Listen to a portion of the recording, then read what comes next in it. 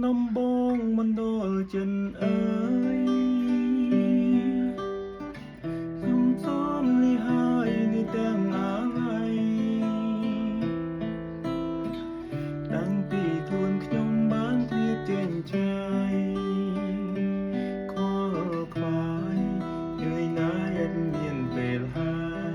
យអោបាត់នំបងកងកម្មវាសនាដែលខ្ញុំប្រាថ្នាគ្មានពេលទំនេរបើសិនជាគូខ្ញុំពីបូកពេល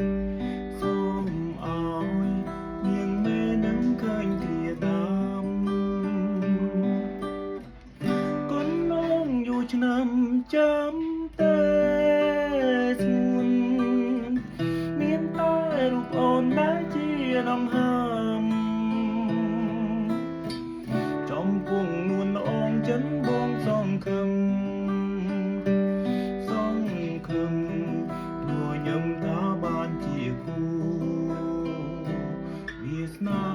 អបាត់នំបងខ្ញុំពងយូរហើយ